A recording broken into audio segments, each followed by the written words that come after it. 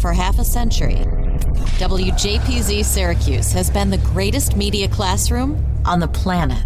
We've trained students from the 1970s to the 2020s on how to run a professional radio station. But the lessons learned and relationships formed go far beyond studios and transmitters. Taking a look back through the eyes of those who experienced it. This is WJPZ at 50. Welcome to WJPZ at 50. I am John Jagay. So happy to have today's guest with us. One of the originals. He is a Hall of Fame inductee in 2014. He is the class of 1976. And if you've met him as he's been coming back in recent years, you know what a great guy he is. And I feel bad that we only have limited time with him today because when I get on the phone with him, we seem to talk for hours. Mr. Greg Hernandez, welcome to the podcast. John, thank you very much. And thank you for putting these podcasts together. They are just incredible.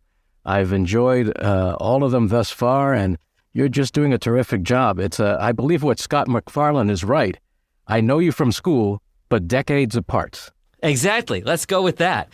And I appreciate the fact that you are in your audiobook narration studio, which makes my job as an editor, of course, a lot easier. So the sound quality is fantastic. Tell me how you first ended up at Syracuse and the radio station. Well, in high school, in junior year, I took a journalism class, and that was when the bug hit. I went to the local library to find out what reporters did, and it was really funny because there was a little index card that the librarian gave me that said, reporters work long hours for low pay. They knew that even back then, okay. Yeah, and so at the time, I thought, okay, this thing, Eyewitness News, WABC in New York started, and I said to my journalism teacher, is it all right if I call them to do an interview with the two new anchors, Roger Grimsby and Bill Bleyle? And everybody else in the class said, oh, they're not going to talk to you. And I didn't realize it was my philosophy at that moment, but I said, it doesn't hurt to ask. Right. So I called, and Roger Grimsby said, yeah, come on in.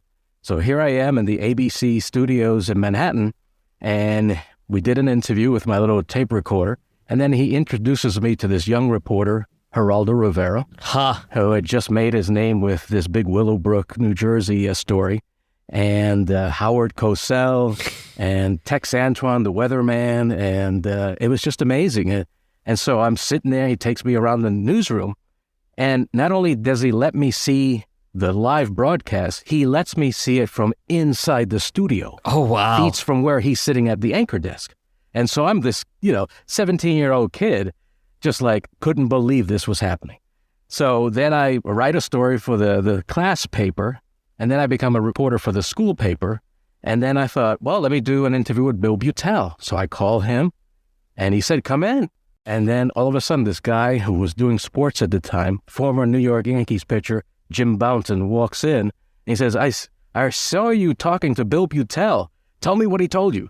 And it was just like amazing stuff. So it's like, you're this kid, and I thought, I got to keep calm, take it all in, and had a great time. So I became editor-in-chief of the high school paper, but I also convinced the principal senior year that I should be able to do a little show called News and Music for the lunchroom.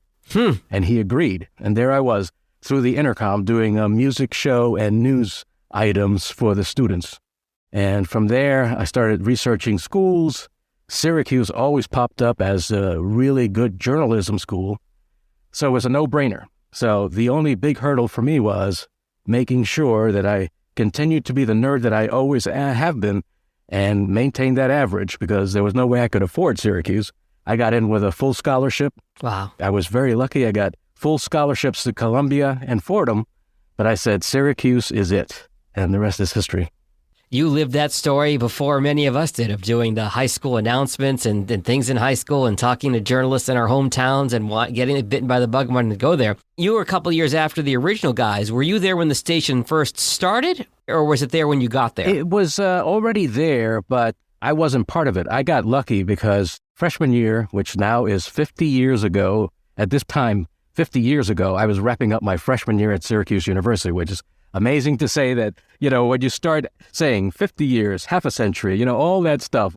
But I was lucky that I was the only freshman that semester to make it to an on-air anchoring position at WAER. Okay. And so I did the news on Saturdays. And then in the spring, Bill Bleyle, with whom I was going to school with in the Newhouse School, said, hey, we're thinking about starting this other station. Would you be interested? And then I thought, yeah, I was doing news from the Quonset huts at the foot of Mount Olympus. Okay. And literally those things leaked cold. I literally would write the news with my coat on, with a red nose as red as Rudolph the Red-Nosed Reindeer. And then when word came out that WAER was going to get this state-of-the-art studio in the new Newhouse 2 building, Bill showed me all this equipment laying on the floor, at some point later in 73. I said, well, if you know how to put that together, I'll be on it. And so I credit Bill Bleyle with being the visionary for this thing. Mm-hmm. It was just amazing how it just began. And we were at Campus Conveniences, which is basically, if you look at the picture, it's like a single family home next to the brand new Newhouse 2 building. Okay. And it just towered over this building. And we were on the second floor with all this equipment scattered all over the place. It would be unusual for me to be doing a show and Craig Fox literally crawling underneath all the equipment trying to tweak things. But, that's what we did. I could look out the window on the campus, at the time, because there was no Newhouse 3. So I narrate audiobooks, and there's a series called Yestertime, which is time travel. And so every time I go into Newhouse 3, I feel I'm going into a time portal. I'm going to go into Campus Conveniences there and wind up on the WJPZ 1200 studios. I will say, Greg, you have done a lot of prep leading into this podcast. You sent me some documents, and I'm going to find a way to link to them in the show notes. You sent me a coverage map of WJPZ 1200 AM nonstop rock, a local rate card. You've got drive spots for $2.25 for a 60-second spot, $1 for a 10-second spot. You've got all this great stuff you sent me about WJPZ. WJPZ is a commercial AM radio station under the supervision of Syracuse University. WJPZ operates continuously 24 hours a day. Our program consists of a tasteful blend of top 40 music and popular album cuts for a maximum audience of college-age adults. WJPZ adheres to a strict commercial limit of 8 minutes per hour. And then you've got a playlist on here. It's got Hooked on a Feeling from Blue Suede. It's got Piano Man from Billy Joel, Mockingbird from Carly Simon and James Taylor, Benny and the Jets from Elton John, and so on and so forth. This is really cool stuff, a really cool artifact that I'm glad you were able to dig up that I'm going to link to here in the show notes. It helps to be a pack rat. So I've had that stuff. It's really some of the rate cards. I've had them put away in such a way that they are still bright white, as if they were brand new from 1973. Yeah, they're perfect as I'm looking at them on my screen here. And then you've also got a list of advertisers or potential advertisers on here. Acropolis Pizza, which unfortunately just went the way of the dodo, unfortunately. But Varsity Pizza, Cosmos, Hungry Charlie's, Orange Student Bookstore, Drex Subs, University Smoker. I assume that was cigarettes and not barbecue in those days. Yes, it's head shop, as they used to call them in those days. Yeah. Emerson's Limited, Aetna Life and Casualty, Air Force Recruiting. I mean, this stuff is gold, so I'm so glad you were able to hang on to it and share it for the podcast. Oh, yeah. I have to give credit to Alki Mavrakides, who was the owner of Acropolis Pizza. Mm-hmm. He was amazing. Acropolis Pizza originally was on Westcott Street. Okay. And I would walk out there and try to sell them the advertising because I was a sales manager, so I would get 15% of any sales. Mm-hmm. And so that was really good beer money. Yeah. And, especially when beer was like a quarter. And so I would go there. He could not hear the station at all at Westcott Street. Right. Because he was not facing Day Hall transmitter. But on faith, he would always buy advertising. And so the first year, basically, a lot of people thought of WJPZ as the Acropolis Pizza station because that commercial ran ad infinitum. And back in those days, it was a commercial, not a sponsorship, right? You could actually sell commercials, right? Correct. Yeah, we sold spots, and that was the beauty of the thing with WJPZ in the beginning. We actually sold spots, made money, just like a real radio station. And, obviously that went to buying equipment because Bill Bleyle, he also bought some of the equipment himself. Wow. So, we were very fortunate that some of that income was coming in. But it was. I tell you, I wish I had a way of measuring my steps because I certainly put in, I didn't have a car, so I walked to all these places. And, sometimes in the winter, can be a challenge there in Syracuse. Walking from the campus to Westcott in the dead of winter, well, that's probably a universal truth that anybody listening knows what a trek that would be. Okay. So, so we were very lucky how everything was mirroring exactly what it is to work a radio station, from on air. I used to have a show on Friday and Saturday nights from 9 p.m. to 1 a.m., and we could expand the playlist a little bit at night to more a little bit album-oriented rock, as it was known in those days. Mm-hmm. It's, people were at the dorm at Day Hall and partying away, and I would be packing my albums that I bought at Spectrum Records to supplement the music library. But I had a blast, and it was always fun when people actually called the studio to say they wanted to request a song. It was the most amazing experience that you could ever have practically, without having actually working at a radio station. And how far had the station come technologically between when you guys first put it on the air up until when you graduated? I think when I graduated, thankfully, Dr. Wright came along in 1974. Mm-hmm. So I call Bill Bleyle the visionary and Dr. Wright the guiding light. Okay. Because without Dr. Wright, this could have fallen apart. But we got a carrier current license, which increased the power, because initially it was 1/10 of a watt. Mm-hmm. And we used to joke that your average light bulb has more power. Mm-hmm. So if you were not facing Day Hall, you were not listening to WJPZ. But I was always amazed how many people were listening to WJPZ and telling us about it, on campus. And then as people got to find out about it in the Newhouse School, they were starting to volunteer in greater numbers. And so like in the fall of 73, that's where things really started to pick up. We started to broadcast longer hours, because in the overnight, we would simulcast WAER. Okay. And then that changed in 74. It just became more of a constant WJPZ, nonstop rock. And like you said, not a lot of people could hear the radio station, but people were coming out in droves to either interact with the radio station or be on the radio station, right? Correct. And I found out recently, because my daughter just graduated from Syracuse in May, and she was one of the SU 100 students who did the tours. Mm-hmm. And I went there, and one of the women in the administration office told me that she grew up listening to WJPZ. Ha! And my daughter was saying that this woman was very excited to meet somebody from WJPZ. I thought, oh my God, it's like, you don't realize that it's not just Syracuse University that this impacted. This impacted the city of Syracuse. WJPZ was another radio station that people could listen to in the city. It wasn't just a campus thing. It's funny, these generations that come, I interviewed Lauren Levine for the podcast. She graduated in 2010. She grew up in Syracuse. I graduated in 2002. We did the math and realized that she might have been listening to me on her middle school bus, back in the day. Or that Melody M., who graduated in either 20 or 22, that her mom grew up listening to the guys in the 90s. It's funny how this cycle just perpetuates for 50 years now. Right. To me, it's been such a gratifying thing, because when you're a student, as you know, you're thinking about your studies, the classes, friendships and stuff like that. And if you're working at WJPZ, that's another load you're carrying and part of your, daily life there on campus. And, you graduate and you move on, you're thinking about career as next stop. Never did I ever think that 50 years later, that WJPZ, this little band of people, got together, had this idea, made it happen, and little did we think it would continue after we graduated. Because, once you graduate, you're moving on to other things. You're not worried about what's happening to the station. I have to give credit to the WJPZ Alumni Association, because I consider it one of the best organizations on this planet. Agreed. Because they have kept WJPZ front and center at Syracuse University. They have made it the organization where it just keeps this WJPZ family together, because it is a family. Because when I was inducted into the Hall of Fame in 2014, it was the first time I came back to Syracuse in winter. After I graduated, I worked at 2 local radio stations there in Syracuse. So I became a citizen of Syracuse. Mm-hmm. I really enjoy the city. But I had had enough of 100 plus inches of snow.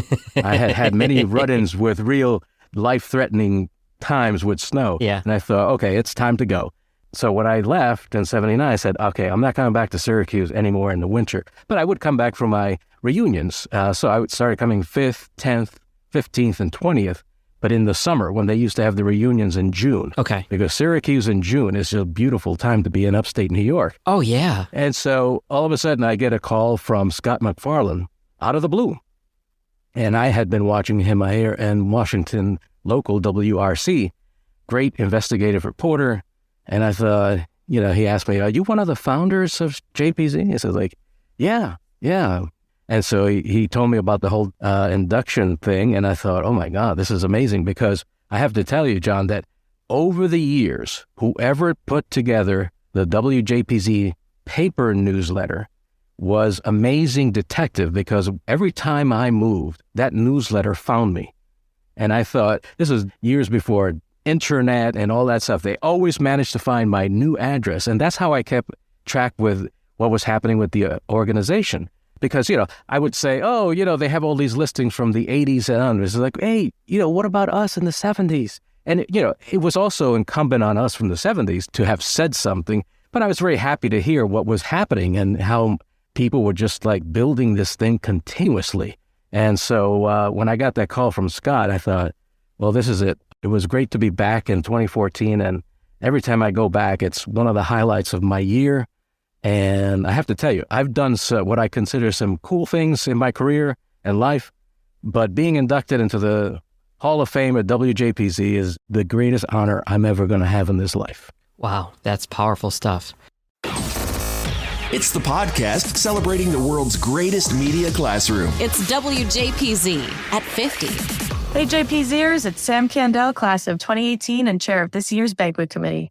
Banquet 38 will be March 4th, 2023, and time is running out to get your tickets. You can buy tickets now for $125 through February 28th. Get them now through the link in our show notes. Looking back at half a century of broadcast excellence. This is WJPZ at 50. You mentioned, Greg, other stuff you've done in your career. Take me through your career after graduation and what you've done in the time since.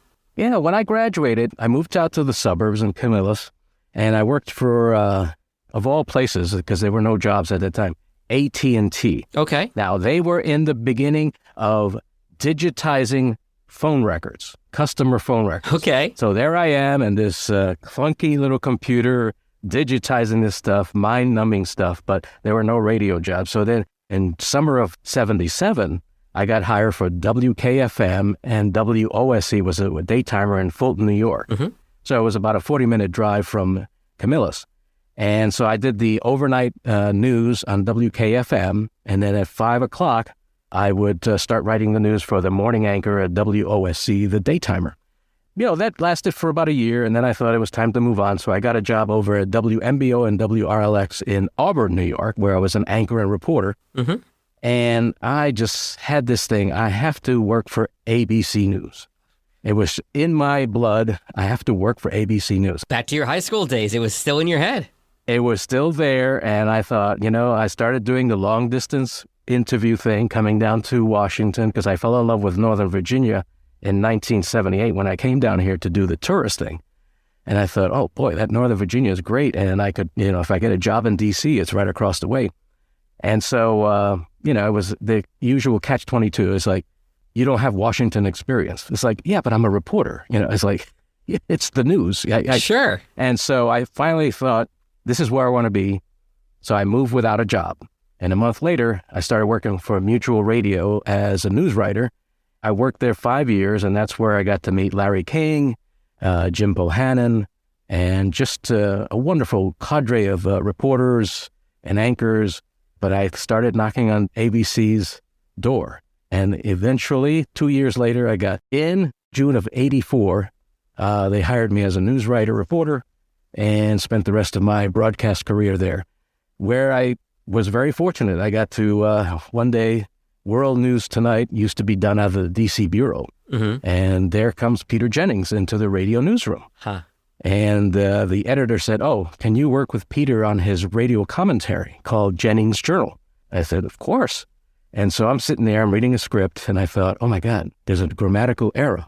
Do I tell Peter Jennings that he has a grammatical error in his script? Oh boy. And I thought to myself, well, they assigned me as editor, and I certainly do. And so I pointed it out to him, And that became a great working relationship. 5 years later, I don't know why I thought of this. I said, Peter, can you do me a favor? Would you be willing to record my outgoing message for my phone at home? And I gave him a little script. He looked at it and said, like, sure, as long as you promise me not to sell it. And so I put it on my phone, and it was really funny. One day I came home, was listening to the messages in the old cassette thing, and somebody called me and said, this is a wrong number, but I'm glad I dialed it. Because I added the World News theme, and Jennings said, hi, this is Peter Jennings. Greg's not here right now. He's out gallivanting. Please leave a message. Oh, that's great. It was great. And because of today's digitizing of audio, I've never played it in public because it would be too easy to record it and probably, put your own name in there. But on occasion, I'll put it on my phone and play it for people and stuff because I did digitize it, and it's a great memory. And one of the best things was for 10 years, I was the producer of the radio version of This Week with David Brinkley. Mm-hmm. And so it was 29 minutes, 30 seconds for the radio version. And one day the Challenger blows up. Yeah. And they have a guest that has a model of the Challenger. Every sentence began with, as you can see. And I thought, in radio, you cannot see. And so I thought to myself, okay, I need to write a script, and hopefully David Brinkley will come up here and record that so we can throw that into the radio version. I called down to the TV desk, and they said, yeah, he'll be right up. And there comes David Brinkley, goes into the studio, does it a la Brinkley style. And we began another relationship like that. And every time I needed anything for the radio version, David Brinkley would come into the studios and we'd chat. And it was a wonderful time that I was there. And then, of course, down a couple of floors below me was Ted Koppel, who was a Syracuse undergrad. Ha! And one time, I used to always do, for a while there, tours of the ABC facilities for Syracuse alumni. Mm-hmm. There were big programs. So one time I had like 50 alumni coming to the Bureau.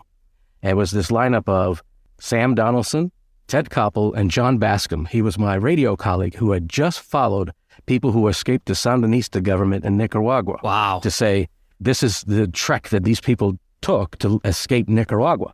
But what happens that moment? Ronald Reagan decides that he's going to tell the world what he knew of the Iran-Contra affair. Huh. And so it was a special report at 8 o'clock at night. And this was a 7 o'clock event. And I thought, oh my God, what is going to happen to this program? I've got 50 Syracuse University, from the university too, alumni in this building. 50-50. Yeah, 50. I thought, oh my God. And so Sam Donaldson calls me from the White House and says, I'm sorry, Greg, I can't do the program because they're asking me to do a live shot for the second World News Tonight feed.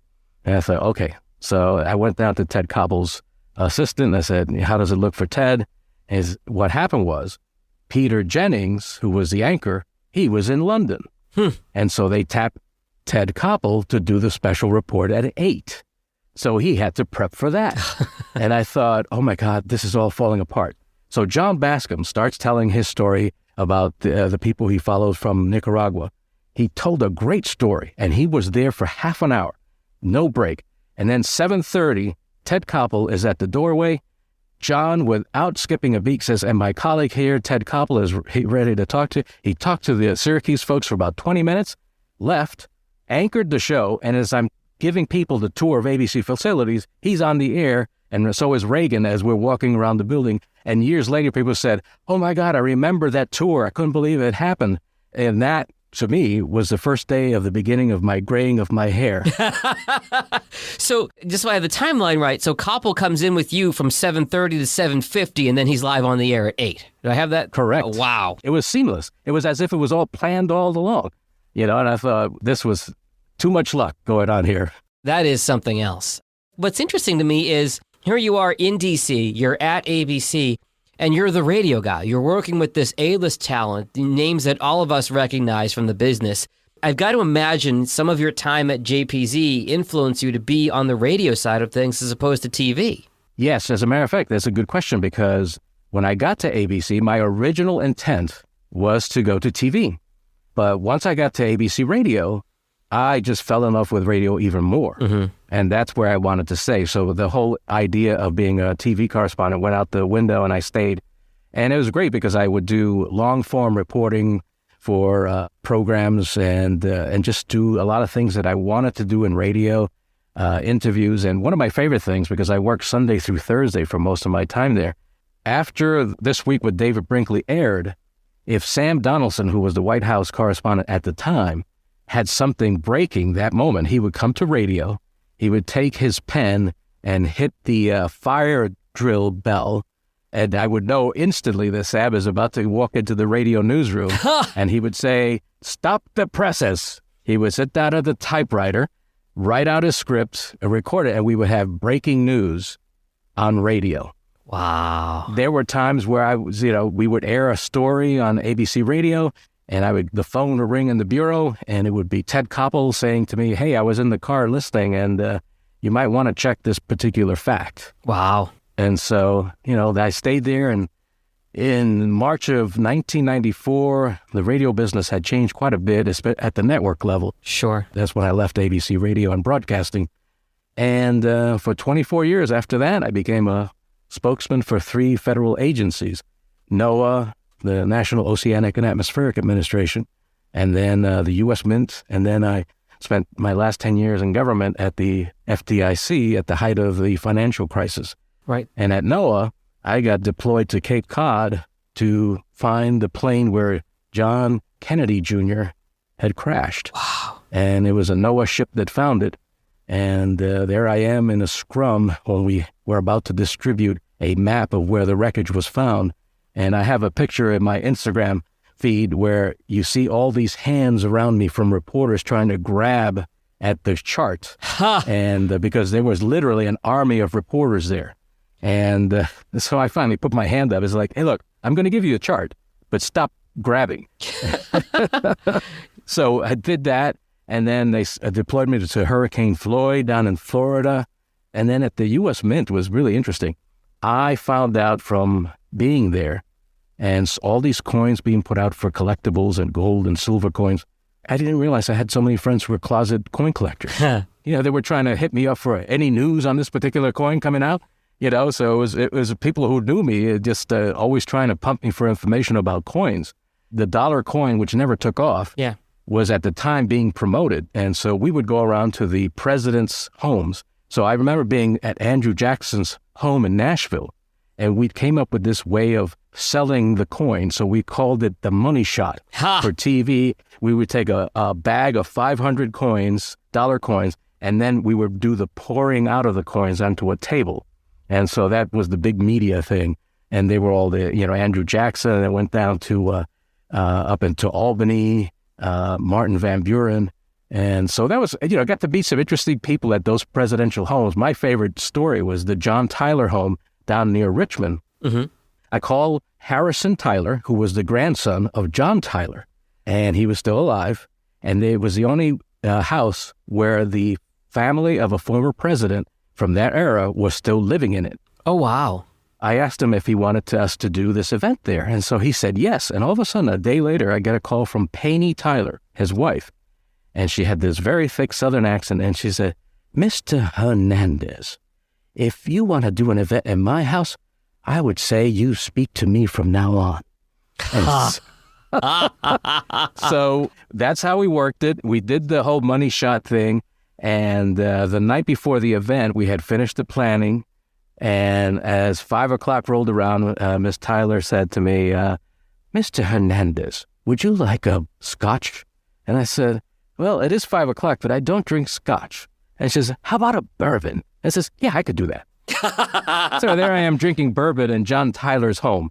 It was just amazing, So, and then that was the last event for me at the Mint. And then I was a financial reporter at Mutual and ABC Radio. It was really funny at ABC Radio because I was always volunteering to cover the Paul Volcker hearing. Mm-hmm. Nobody wanted to do that. They said, "Oh, God, those things are boring." I said, "Yeah, they might be boring to you, but they make a lot of news." Yeah, consequential, yeah. He was the chairman of the Fed at the time, right? When they raised the interest rates in the 80s. Do I have that right? He was, yeah. The person that I bounced whatever he said off was Alan Greenspan.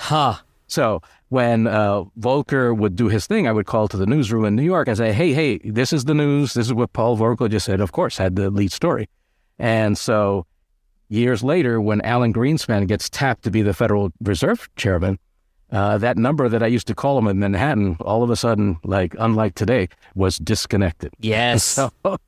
So from there, and then the FDIC, when I left NOAA, it was because after Hurricane Katrina, I was the media contact for that storm. Oh, wow.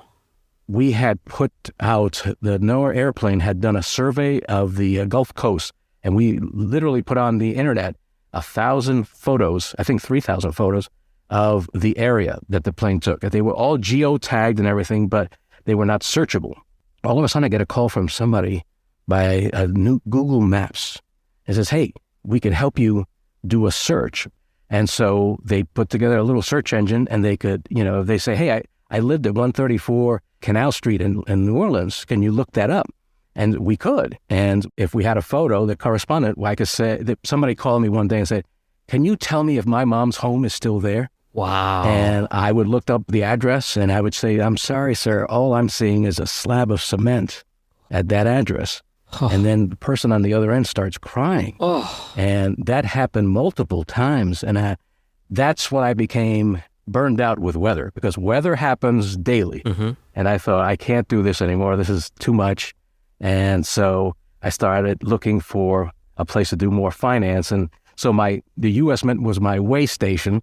And then the FDIC job popped up, and there was no doubt. And it was great working with Sheila Bair, the chairman at the time. At the height of the financial crisis, I was the media contact for at least 250 failed banks. Wow. And it was really good because I was able to educate reporters on what the FDIC does regarding failed banks. Because a lot of times the headlines were the FDIC closes this bank, and it doesn't close the banks. It just acts as receiver. It just does the transaction from the failed bank to the new bank that acquires it. And then in 2019, I thought, I did the math. Originally, I thought I would retire at 67. I thought, I did the math, and if I work an extra 2 years from 65 to 67, I would get a whole whopping $1.30 per month more in my pension. And I thought, I'm out.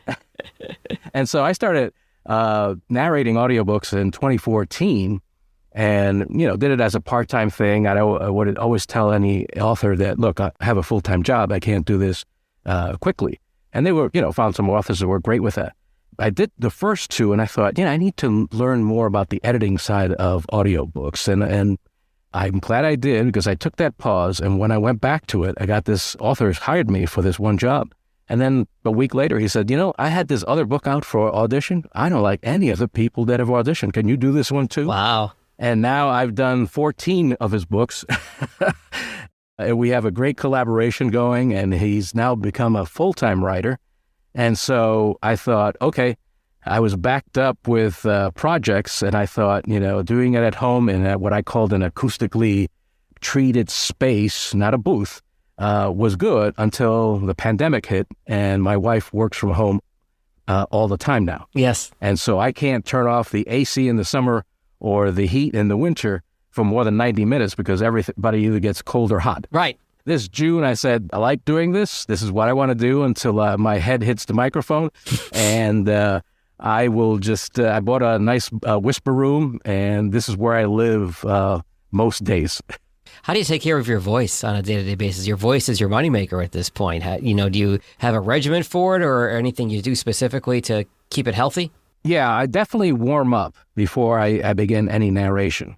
I found out that the hard way that if you don't warm up, it is like any muscle. And if you keep it strong and take care of it, it's going to work for you. And as you said, it's like without a voice, I can't work. So I always am very conscious of the warm up, and I don't narrate for very long at a time, maybe maximum of 2.5 hours. That seems long. Yeah, it's a long time to talk, but the one thing I tell people about audiobooks, it's a marathon, not a sprint. Yeah. You have to like this stuff. Most of the books that Andrew Cunningham writes wind up being about 6 hours long. But you have to do the math with audiobooks because they say at the beginning it's a multiple of 3, meaning that if it's a 6-hour book, it's going to take you 18 hours to do it. Got it. Between the narration, the editing, and the processing, because Audible has certain audio specs that they want the audio to be. And so that, that takes a little time. But in having it now for 8 years that I've been doing it, I've really gotten the process of editing streamlined. And so now with the booth, this is the shortest part of the process. Now a 6-hour book, I'm done in 3 days. Wow. As we start to wrap up, Greg, any lessons you can think back to that you learned at JPZ that served you well over your really multifaceted career? I always tell people about practical knowledge. I had a lot of professors who did not work in the radio business, but, taught from books. But then Rick Wright shows up and he knew radio. Yeah. I mean, he knew it inside out. And what a personality. We all know about Dr. Wright. Sure. And it's really funny. I'm, 68 years old. I still call my professor Dr. Wright. He just changed everything for me.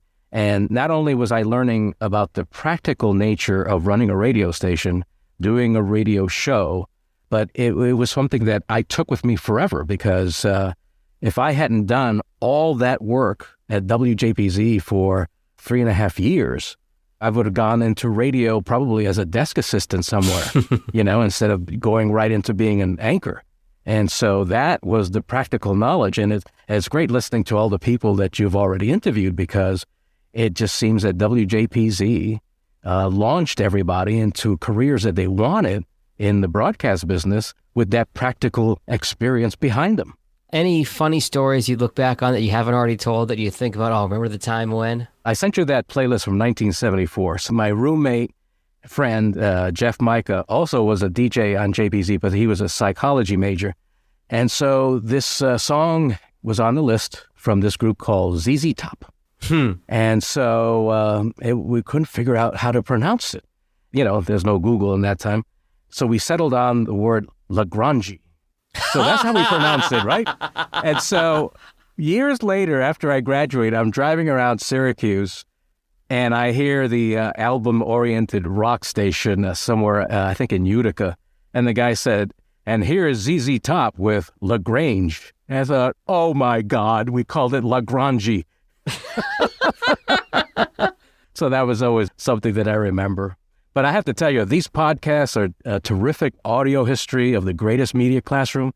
I appreciate all the work you've been doing on them. And I'm really enjoying hearing how much impact WJPZ has had on so many lives. So thank you for doing these. And thank you for being one of the folks there at the beginning to get this whole thing started. And it's had a life of itself and an incredible family for 50 years. And that is a tribute to you and to your classmates and to the folks who've come since you've graduated. Greg Hernandez, Hall of Famer, thank you so much for spending some time today. And it's really great to hear all these wonderful stories. And I hope anybody that has not met you since you've been coming back in the last decade or so gets a chance to chat with you in Syracuse in March, because it really has been a pleasure. Thank you, John. I really appreciate it.